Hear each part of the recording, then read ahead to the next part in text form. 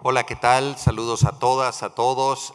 Gracias a las autoridades, a Chantal Signorio y al equipo que ha hecho posible este magnífico festival. Ya el rector de la universidad decía que lo que está en juego hoy en día no es la vida del planeta, sino la existencia humana tal y como la conocemos. Y voy a hablar de una obra inagotable de la literatura que tiene que ver justamente con la supervivencia humana en condiciones extremas. Y me parece particularmente apropiado el escenario en donde estoy, porque me encuentro en una especie de isla desierta en medio del océano, que es el destino justamente que tuvo el náufrago Crusoe. No voy a hablar de las condiciones literarias más específicas del libro, ni de la situación de supervivencia antropológica que padeció el náufrago Crusoe, sino fundamentalmente del significado cultural de esta experiencia que ha atravesado los siglos y que no ha dejado de cautivar a los lectores. Por principio de cuentas, la isla es un espacio que ha intrigado particularmente a la imaginación de los artistas y muy específicamente de los escritores. La isla como un espacio de aislamiento, pero también de libertad. En la isla están en juego la soledad del hombre, pero también la posibilidad de vivir de otra manera. De ahí que la historia de la humanidad y la historia de la narrativa se haya desarrollado en buena medida a partir de las islas. Si pensamos en la primera gran fábula de la humanidad, la Odisea, o una de las primeras grandes fábulas, en donde el esforzado Ulises pasa de isla en isla tratando de lograr la hazaña de volver a casa. Y el tema, por supuesto, atraviesa las épocas hasta llegar a la nuestra, en donde Julio Cortázar escribió La isla al mediodía, en donde en el mismo mar de Ulises, un ser humano contemporáneo que trabaja en una aerolínea, encuentra un destino y recrea la aventura del doble en ese mismo mar Mediterráneo, y pasando por tantas islas que ha traído la literatura, como la isla misteriosa de Julio Verne, por ejemplo, en donde 5 náufragos con una vocación científica muy grande y con capacidad industriosa logran sobrevivir en un microcosmos de explotación e investigación científicas. Todo esto nos llevaría a poder hacer una auténtica enciclopedia de las islas. Basta que haya un sitio apartado en el mundo para que a un escritor se le ocurra ahí una idea diferente. Y eso es precisamente lo que nos ha cautivado en las islas, la oportunidad de vivir la experiencia como una hoja en blanco, el sitio donde de alguna manera todo es posible. Desde el punto de vista cognitivo, de la captación de sentido que tiene el ser humano, la forma misma de la isla es particularmente atractiva. El hecho de que se trate de un círculo o de una forma curvilínea cerrado en sí mismo hace pensar en un universo que de alguna manera tiene una condición particular. El autor de La isla del tesoro, Robert Louis Stevenson, tuvo la idea de esta novela que ha cautivado a los jóvenes lectores, pero también a lectores de muy distintas edades, a partir de un dibujo que hizo para su hijastro. Dice lo siguiente Robert Louis Stevenson: dibujé el mapa de una isla coloreándolo de forma laboriosa y según me pareció bella. Su forma cautivó mi imaginación más allá de las palabras. Tenía puertos que me gustaban como si fueran sonetos y con la inconsciencia de lo predestinado, llamé a mi obra La Isla Misteriosa. Me parece particularmente singular en este pasaje el hecho de que la forma atrape la imaginación del autor más allá de las palabras. Dice, basta pues la silueta de una isla para que a alguien se le ocurra una historia. ¿Por qué ocurre esto? Bueno, en principio, como ya comentaba, porque en las islas siempre ocurre algo novedoso, algo que no ha tenido lugar antes y que de alguna manera se graba en la imaginación de los testigos. Por ejemplo, en lo que es el llamado Nuevo Mundo, se registra en la isla de Cozumel la primera misa que tienen los conquistadores, y esa primera misa tiene el contenido de una epifanía, es un rito de iniciación porque se celebra algo inédito. Y las islas han tenido una y otra vez esta posibilidad de ser el escenario de lo inédito, el escenario de que algo comienza. Entonces me parece también apropiado para iniciar este festival en donde se hablará de tantas cosas, hablar de este sitio de los comienzos permanentes, este sitio donde todo se renueva, que son las islas. Las islas pueden haber sido para muchos un lugar de condena, se puede llegar ahí por accidente o se puede también considerar de otra manera que una vez que se ha llegado ahí por accidente, se trata de un espacio de salvación.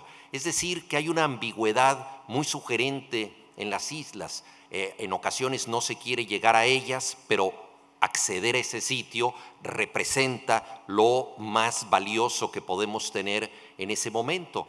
Convertir la isla, entenderla como un espacio de preservación. Y este espacio de preservación obliga a aprender cosas diferentes. Nadie llega a una isla con instrucciones de uso de la isla. Por definición, las islas nos desafían y nos someten a un aprendizaje. Vuelven a ser de la naturaleza la maestra esencial de quien accede a sus orillas. En el siglo XVIII, el ilustrado alemán Georg Christoph Lichtenberg señalaba que la maestría que nos brinda la naturaleza, su constante lección, muchas veces es desatendida. Y él decía, él comparaba la relación con la naturaleza con un salón de clases en donde habla la maestra, que es precisamente la naturaleza, pero los alumnos se distraen y en vez de entender lo que dice esta profesora, se dedican a copiarse unos a otros. Es una metáfora un poco de un mundo en el que desatendemos la lección central que nos está dando el océano y que nos está dando la isla que de alguna manera ofrece conocimientos que no teníamos antes. ¿Qué se aprende en una isla? Hay actitudes diferentes. Juan Jacobo Rousseau, en un momento de su vida, decidió ir a la isla de Saint-Pierre para tener propositivamente un sitio de aislamiento. Y de acuerdo con Rousseau, la isla era un lugar en el que él podía desprenderse de las modas, desprenderse de las tendencias, de los excesos artificiosos, de la pedantería y volver a pensar con novedad. Es decir, entendía la isla como un lugar en donde propositivamente se podía liberar de los excesos de la civilización. Pero hay gente, como decía yo, que cae en una isla, que llega a sus orillas arrojada por un naufragio. Estas personas evidentemente tienen otro desafío y en muchas ocasiones lo que sucede es que ese accidentado aventurero en la isla aprende a pensar de otra manera. Es decir, el filósofo renueva sus ideas y el aventurero las inicia de otro modo. La isla también nos puede plantear a nosotros los límites de la libertad. Una vez en la isla, un grupo de personas puede dar rienda suelta a otro tipo de sociedad. No han faltado en la literatura ejemplos de náufragos que han llegado a un sitio aislado y ahí se han comportado de otro modo que no necesariamente es un modo de autopreservación. Novelas como El Señor de las Moscas de William Golding o Isla de Aldous Huxley ponen justamente de relieve el hecho de que el ser humano, no siempre estando en total libertad, crea un ecosistema favorable para sí mismo. Estas islas desbordadas de libertad que caen en un tóxico libertinaje plantean los límites que puede tener la conducta humana y de alguna manera nos dicen que por autopreservación el ser humano no puede dar rienda desbocada a su propia libertad. Es decir, que parte de la sabiduría de preservación de la especie consiste en encontrar límites. Algo muy importante hoy en día en un planeta en el que estamos nosotros sumidos en el ecocidio y donde el ser humano interviene en forma perniciosa con la naturaleza sin darse cuenta de los límites que van a vulnerar a la propia especie humana. Entonces estas novelas de excesos en las islas justamente nos representan un paradigma de la libertad desbordada que no tiene capacidad de autorregularse y que acaba destruyendo a quienes ahí viven. Pero vuelvo al tema esencial, al tema más importante que es el aprendizaje de la soledad. Muchas veces vivimos nosotros la soledad como una maldición y sin embargo la soledad también puede ser una condición necesaria para conocernos a nosotros mismos y para pensar de manera productiva. Ya lo dijo Pascal, la tragedia del hombre comienza cuando no puede estar solo en su cuarto.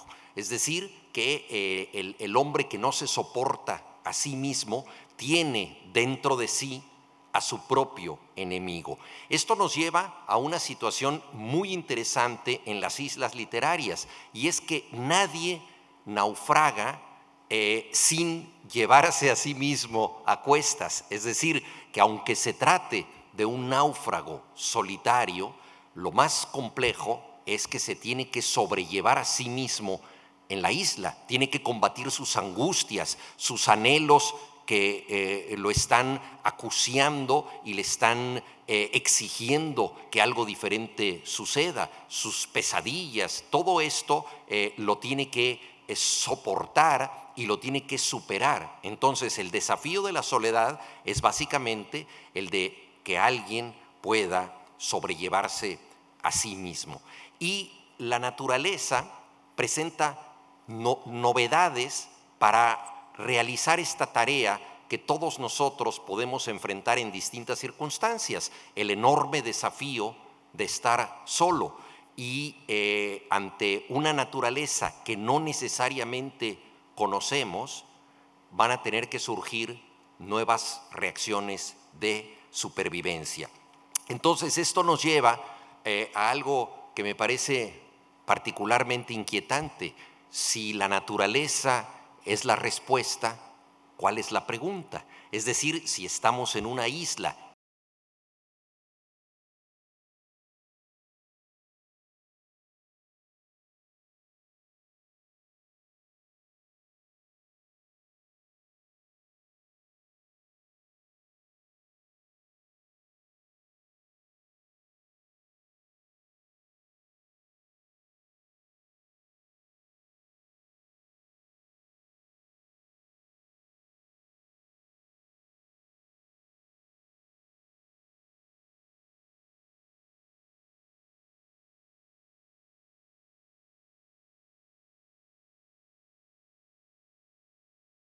retos está poniendo a esta persona ante un examen, el náufrago todo el tiempo debe elegir.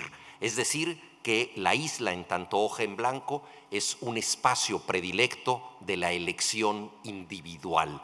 Y ese es uno de los grandes desafíos filosóficos de todos los tiempos, aprender a pensar por cuenta propia y también hacernos cargo de las decisiones que tomamos, porque no siempre son correctas. Entonces nosotros vemos que cuando naufraga Robinson Crusoe empieza a tomar decisiones de supervivencia, algunas le funcionan, otras por supuesto no le funcionan, y tiene que ir haciendo un aprendizaje de su propia libertad y encontrar, como ya decía yo antes, los límites para que esta libertad no se convierta en un ejercicio autodestructivo.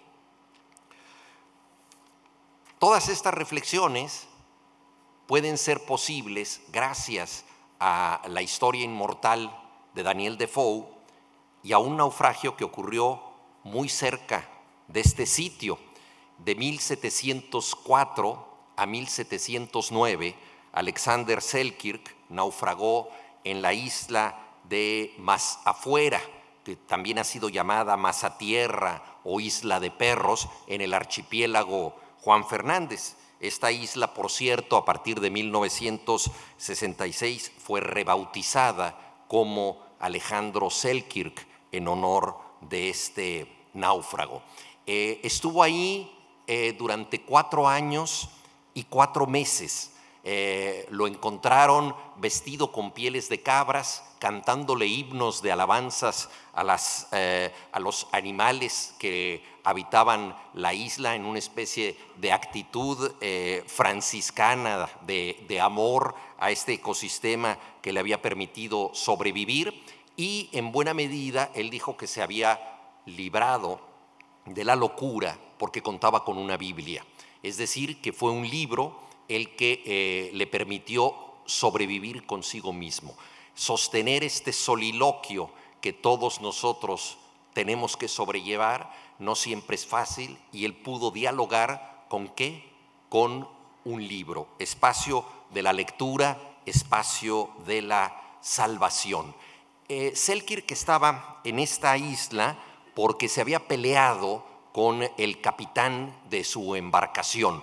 Él tenía un carácter bastante pendenciero y no soportó algunas de las indicaciones de su capitán, al grado que discutió con él y fue abandonado en la isla. No naufragó propiamente, se considera, digamos, un náufrago existencial porque estaba aislado en la isla, pero no llegó ahí por accidente, sino que es un náufrago producto de un castigo humano. Su nombre original era Selkirk, de ascendencia escocesa, y siguiendo la tradición de la marinería de la época, él cambió el nombre al subir a bordo. Esto es un gesto muy interesante porque la marinería ha representado un nuevo bautizo, es decir, hacerse a la mar implica asumir una nueva identidad, una nueva existencia, y la mayoría de los marinos de aquel tiempo cambiaban su nombre una vez a bordo de un navío. Es también interesante destacar que la historia de Selkirk fue contada por marinos. El primero de ellos, el capitán Woodes Rogers, que escribió un libro llamado A Cruising Voyage Round the World, ¿no? Un viaje alrededor del mundo, es un viaje de circunnavegación, y él contó ahí la historia de Selkirk porque él lo había rescatado. Entonces no solamente cuenta la historia de este náufrago abandonado en la isla, sino que nos narra todo el viaje que él hizo alrededor del mundo. La historia del capitán Wood Rogers fue popularizada por un periodista, Richard Steele, del periódico The Englishman, y entonces se convirtió en una figura muy importante en la Inglaterra de la época. Y lo más curioso en el reportaje de Steele es cómo describe al náufrago, porque dice que tiene una mirada profunda, como la de alguien sumido en cavilaciones. Primero le parece que es una especie de filósofo errabundo, un náufrago desubicado y que todavía no se ajusta a la realidad. Y poco a poco, Steele advierte que en realidad lo que sucede con Selkirk es que extraña la isla del mar chileno. Él está de alguna manera en la realidad que lo ha rescatado, pero añorando ese espacio de libertad irrestricta que tuvo en ese momento. Y la paradoja de la vida de Steele, y que quizá es un símbolo de muchas vidas, es que durante mucho tiempo estuvo anhelando algo que en el fondo no le convenía tanto. Es decir, él deseaba ser rescatado y sin embargo, una vez que esto ocurrió, le pareció que había perdido lo más esencial de sí mismo, que era justamente el contacto con su propio espíritu, el contacto que tenía en la isla y que perdió en la vida que tuvo después. No fue una vida particularmente significativa, pero la historia de su naufragio cautivó la imaginación de un gran autor nacido en el siglo XVII y que ya en el XVIII pudo entrar en contacto directo con la historia de Selkirk, y me refiero por supuesto a Daniel Defoe.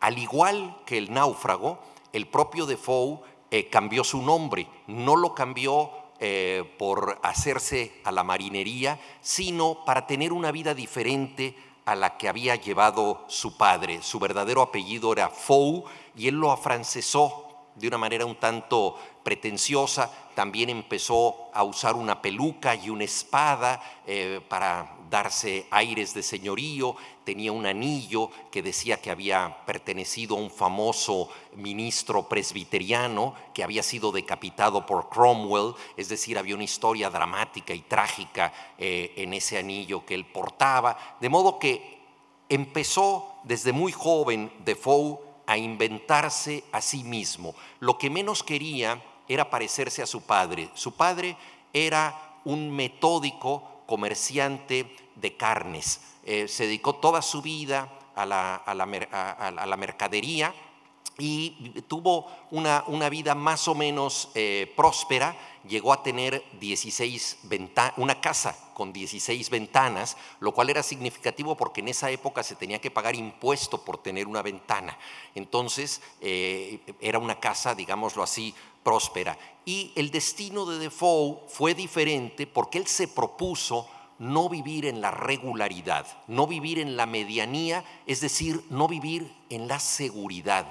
Él optó voluntariamente por el riesgo. Y él dice del propio Robinson Crusoe, del más famoso de sus personajes, si se hubiera conformado, le habría ido mejor. Es decir, que ahí se está reflejando, porque la vida de Defoe fue verdaderamente accidentada. Podemos decir que su vida fue un naufragio. Él se dedicó a los negocios, era lo que él quería, prosperar en los negocios, y casi todos ellos fueron fallidos. 2 veces tuvo que declararse en bancarrota por problemas financieros, estuvo en la cárcel y lo humillaron con el más terrible de los castigos de la época, que es la picota. La picota era un tablón de madera en donde el castigado asomaba la cabeza y los brazos y la gente podía humillarlo en público. Él estuvo 2 días expuesto, exhibido en las calles de Londres. Imaginemos al mejor escritor de la época, al futuro fundador de la novela realista, al autor de Robinson Crusoe, siendo humillado de esa manera. Todo esto porque fracasó en sus muchos empeños y encontró en la literatura una manera peculiar de hacer cierto dinero. Él había tratado de vender vino, de vender caballos, También vendía gatos para la perfumería porque las glándulas perianales de los gatos eran utilizadas para hacer perfumes. Siempre le fue mal con estos negocios fantasiosos con los que no pudo salir adelante, y entonces encontró en la escritura rápida una posibilidad de ganar un cierto dinero. Escribía panfletos políticos, lo contrataban los Whigs y los Tories, es decir, las partes encontradas de la política inglesa, y él escribía para unos y para otros. Era un escritor fantasma que se la pasaba redactando a sueldo todo tipo de documentos. También fue espía, de modo que escribía reportes de Escocia, se hacía amigo de ciertas personas para que le confiaran los secretos de la región, y entonces él empezó a forjar sus armas, no en la literatura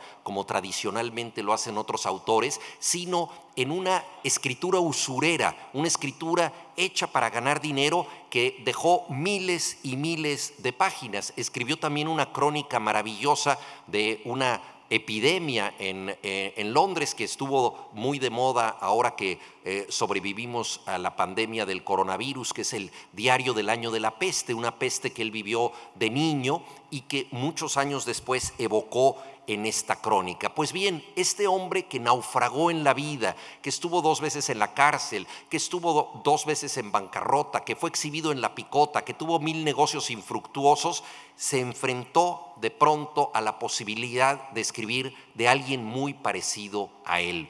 Un náufrago no en la vida londinense, sino un náufrago en el mar Pacífico, en el sur del mundo, Alexander Selkirk. Es posible pensar que la vida de Defoe habría sido totalmente distinta si le hubiera ido bien en sus otros afanes. Él abogaba por la tolerancia por razones pragmáticas, porque él creía en la libre empresa, y en esa época había una enorme corrupción económica y una política fiscal verdaderamente abusiva. Por ejemplo, había impuestos por estar soltero, había impuestos, ya lo dije, por tener una ventana, había impuestos por tener botellas en las casas, etcétera. Entonces, en ese mundo totalmente abusivo, Defoe abogaba en sus distintos panfletos por tratar de conseguir un margen de mayor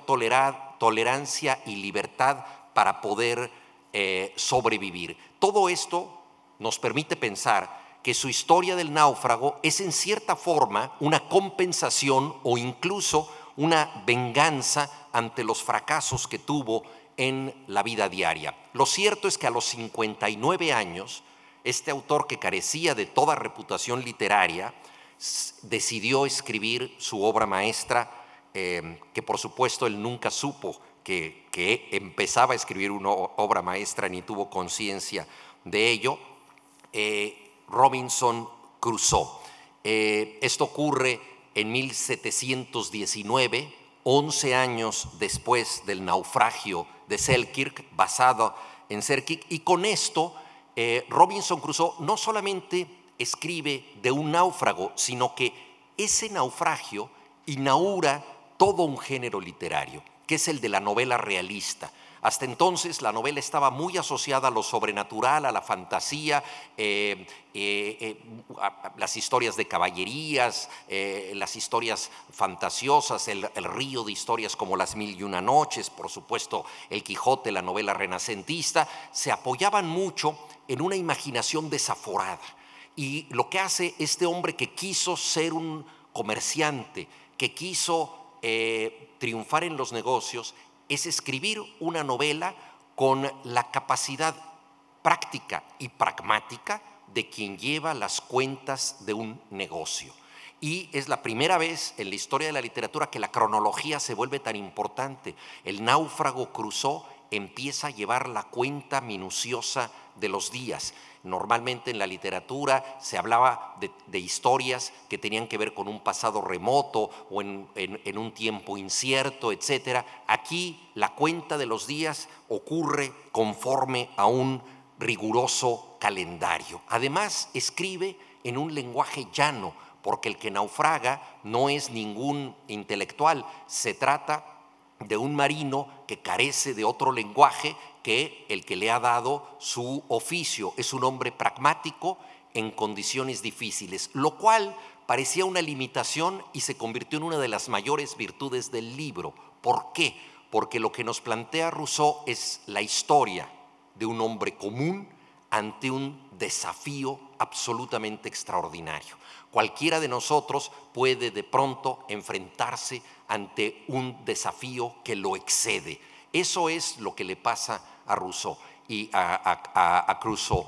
Y por ello podemos identificarnos plenamente con él, porque cualquier persona común podría caer en un destino semejante. Entonces, tenemos pues la fundación de un nuevo género con un lenguaje llano y directo, a tal grado que en el siglo XVIII, por ejemplo, en varias novelas, algunos personajes dicen "Let's talk Defoe", vamos a hablar al estilo de Defoe, ¿no? Porque eso quiere decir hablemos de manera sencilla, hablemos de manera comprensible, es lo que hace justamente el náufrago. Entonces, los predicamentos que padeció el escritor se ven reflejados en los que padece el náufrago.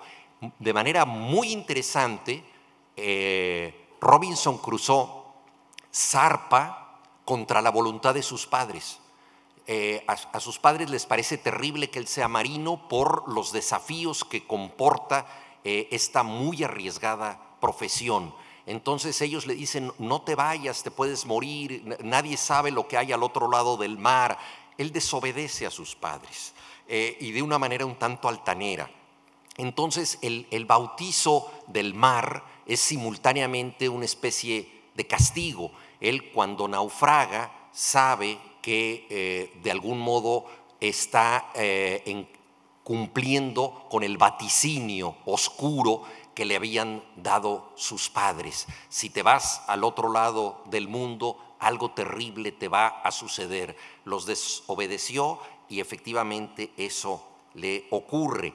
Pero hay algo muy importante: de todas las personas que naufragan, él es el único que sobrevive. De manera admirable, en el momento de naufragar, Daniel Defoe describe la soledad que él tiene ya en el agua antes de llegar a la isla, y se da cuenta de que es el único que está nadando, y de pronto frente a él ve dos zapatos que no hacen juego, dice Defoe, es decir, pertenecen a dos personas distintas y ambas han fallecido. Entonces es el único que se ha salvado.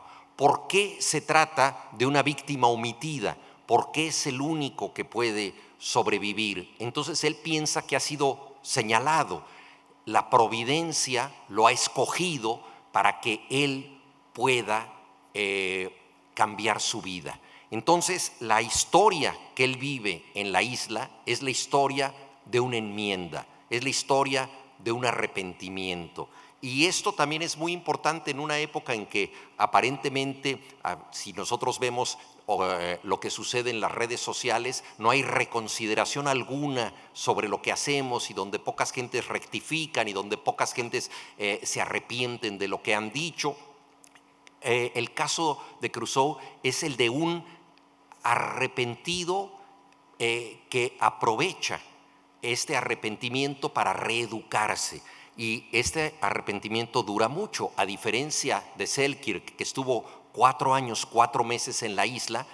Defoe, obviamente por razones literarias, vuelve más espectacular el naufragio y lo convierte en un largo aprendizaje de 28 años, 2 meses y 19 días. Entonces ese es el tiempo que está el náufrago en la isla. No ubica Defoe el naufragio en el archipiélago Juan Fernández. También las islas tienen su prestigio publicitario, y el Caribe tenía islas muy llamativas. Los piratas, lo sabemos por la franquicia de películas de Piratas del Caribe, pero antes por novelas como El Corsario Negro de Emilio Salgari, habían convertido el Caribe en un espacio de aventuras. Entonces la isla que él inventa está muy cerca de la desembocadura del Orinoco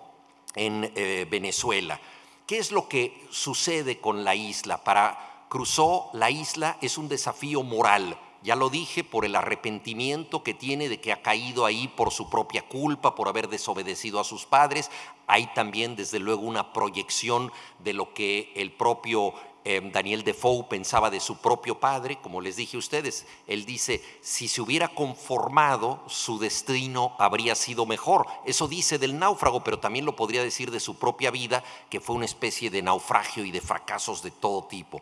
Entonces, él lo que hace es reeducarse y para muchos se convierte en un emblema del hombre industrioso y quizá de un capitalista. Así lo ve Karl Marx, así lo ve también Max Weber, porque de algún modo lo que este hombre en la isla está haciendo es convertir su espacio en una zona productiva y dedicar el trabajo a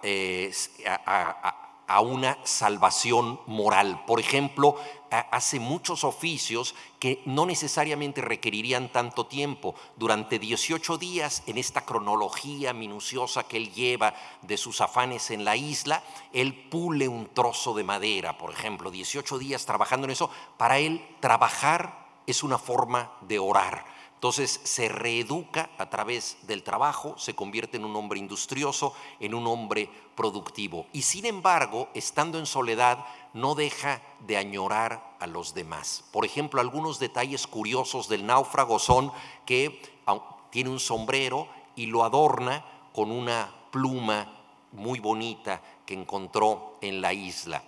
Entonces nadie lo ve, pero le gusta con coquetería tener un sombrero con la pluma. Del mismo modo se protege del sol con un paraguas. Podría usar tal vez algunas hojas de plátano, algo más eficaz, porque ya el paraguas está muy averiado y sin embargo le gusta conservar esta costumbre civilizada de tener un paraguas. Es decir, que de alguna manera, aunque está solo, añora la presencia del otro, que se rompe, y eso es lo definitivo que separa su destino del primer náufrago de Selkirk, con la llegada de Viernes. Nuevamente, el nombre con el que bautiza a este aborigen es una constatación de que le interesa mucho la cronología, porque lo encuentra un viernes. Entonces, esto también nos está diciendo, es una novela realista que ocurre en tiempo real. La verdad es que el encuentro con el otro no lo lleva a interesarse en su cultura, en sus sueños, en los sabores que le gustan, en los hábitos de alguien que proviene de otra civilización. De inmediato, Crusoe convierte al aborigen en su súbdito. Tiene un empleado, revela que el europeo es superior a los aborígenes y continúa en la isla sin interesarse en la vida interior de este náufrago. De esa manera pierde la oportunidad Defoe, pero no estaba en el repertorio de temas intelectuales de la época, el interesarse en una cultura diferente.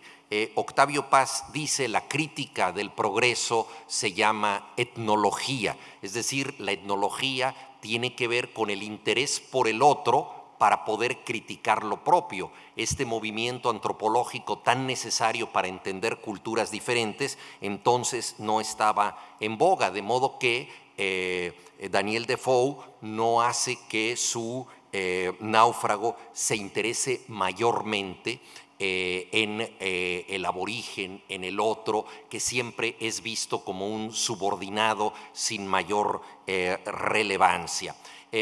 Aún así, durante mucho tiempo, el libro de Defoe cautivó a muchísimos escritores. Tuvo mucho éxito popular. Él no pensó que fuera un escritor reconocido, pero el impacto que tuvo en los lectores fue tan grande que incluso escribió Defoe una continuación de Robinson Crusoe que no contó con la misma fortuna, pero su personaje se convirtió en un arquetipo de la literatura.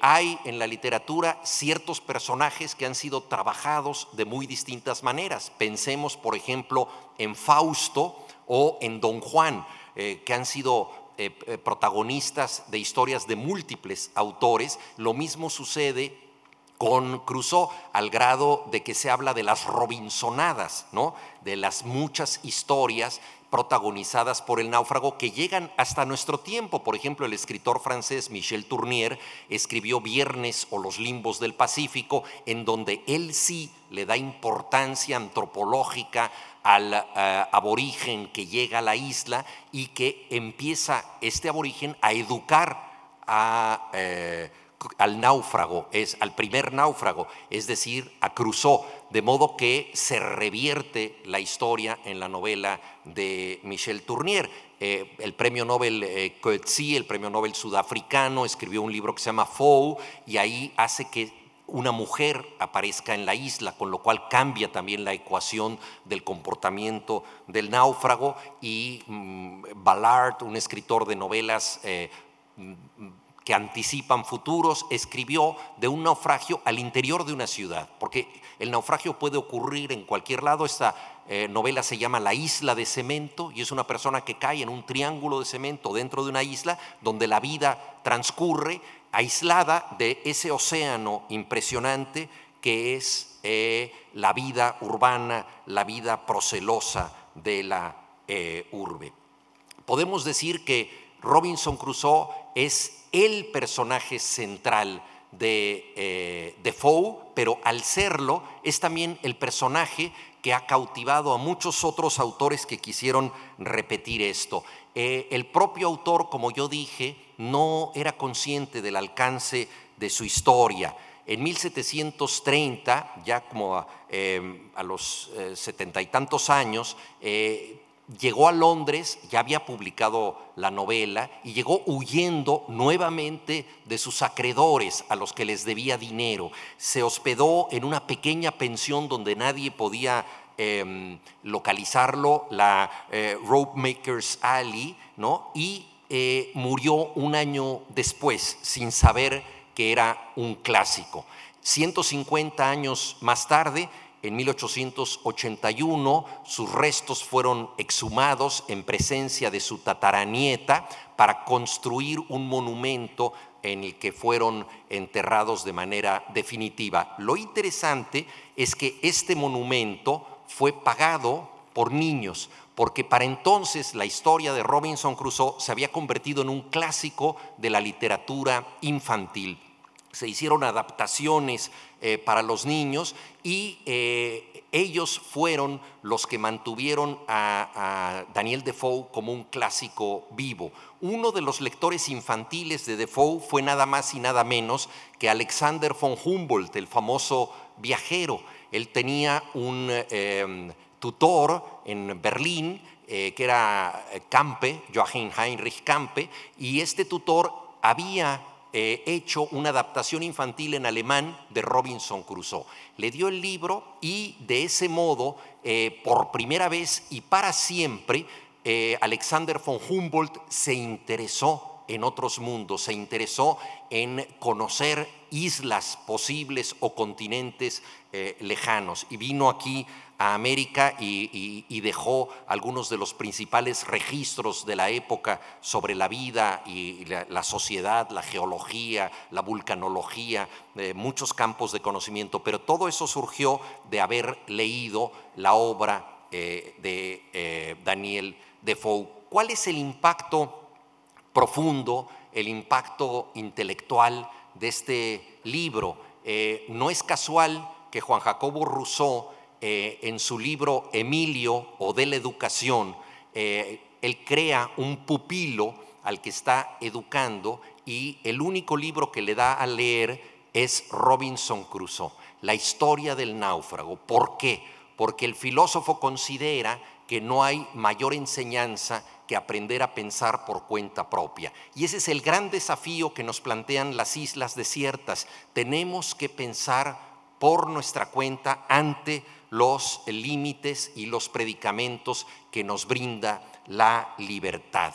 Esto también tiene que ver con una educación que recibió Daniel Defoe y que fue bastante peculiar porque él pertenecía a una comunidad de protestantes disidentes, los dissenters. Y entonces él estudió en un colegio en donde se podían leer ciertos libros que estaban prohibidos tanto en Oxford como en Cambridge.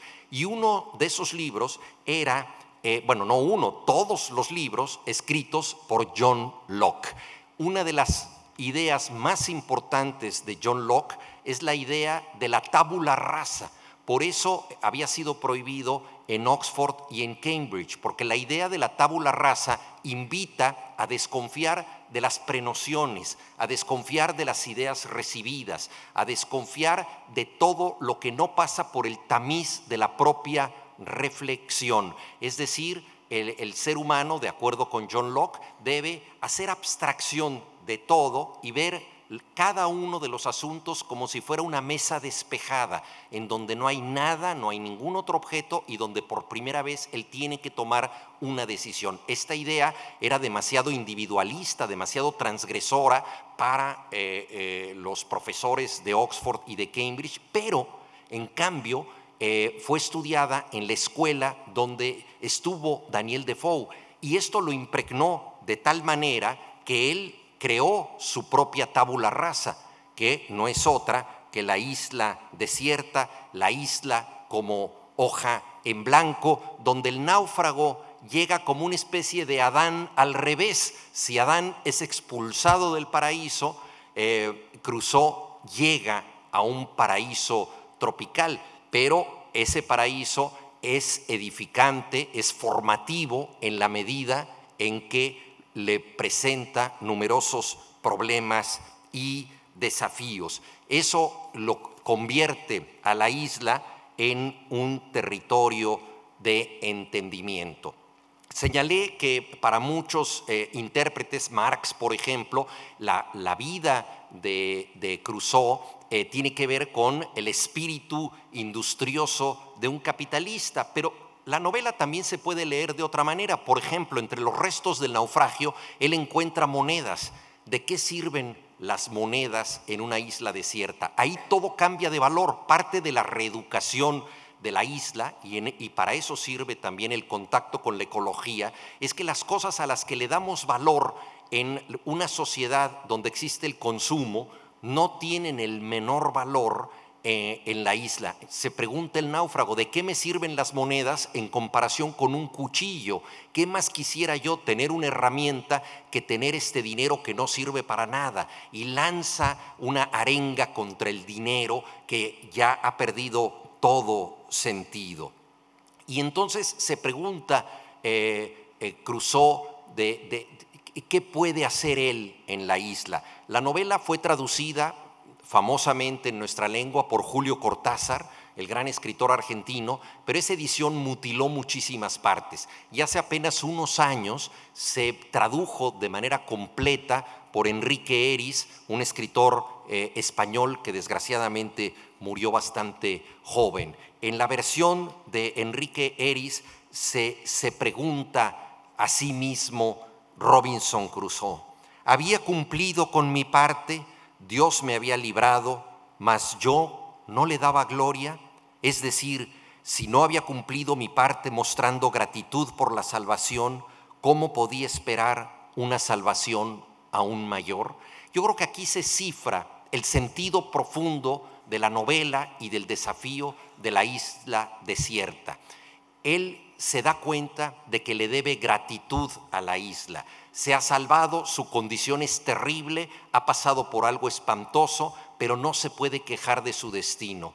El destino que tiene es el mejor destino posible y tiene que enfrentar este destino no con el rencor o el reproche del que podría llevar otro, sino con la aceptación de que puede mejorar su propia vida. Es decir, que la metáfora de esto es: todo espacio que nosotros habitamos es el espacio que nos corresponde. Todo espacio es potencialmente un paraíso en la medida en que es el único espacio en el que podemos intervenir. ¿De qué manera intervenimos? Si intervenimos en forma negativa y lo destruimos, nos destruimos a nosotros mismos. Es una gran metáfora ecológica. La manera de salvar el mundo o la vida humana en el mundo, más bien, es justamente entender esta relación. Una relación en donde respetar el entorno significa respetarnos a nosotros. Concluyo con el examen de conciencia fundamental de la isla. El momento climático de Robinson Crusoe es aquel en que el náufrago, de manera sorprendente, un día en la playa encuentra lo que menos espera, una huella en la arena. Esa huella lo inquieta y lo perturba de una manera terrible y trata de consolarse pensando que es una huella que él mismo ha dejado. Entonces desanda sus pasos y piensa, tal vez yo dejé esa huella y me estoy asustando conmigo mismo. Y después se da cuenta de que no, que es la huella del otro. Y eso le parece terrible. Pero una vez que encuentra Viernes, que lo convierte en su súbdito, etcétera, la hipótesis de la huella cambia, porque lo que aprende Robinson Crusoe en la isla es que ninguna huella es más inquietante que la propia. Es decir, nosotros somos los dueños, los responsables de lo que hacemos, de lo que pisamos, y tenemos que asumir las consecuencias. Entonces, este examen de conciencia, esta educación del libre albedrío, de sus límites necesarios y también de su energía transformadora, es la que nos brinda Robinson Crusoe. Así es que este mar que tenemos muy próximo, el archipiélago de Juan Fernández, ha dejado muchas huellas en la historia y especialmente en la literatura, y sabemos nosotros que las mareas borran las huellas, pero las de la literatura son indelebles. Así lo es la del náufrago que sobrevivió cerca de aquí y que nos dejó esta inspiración para entender el aprendizaje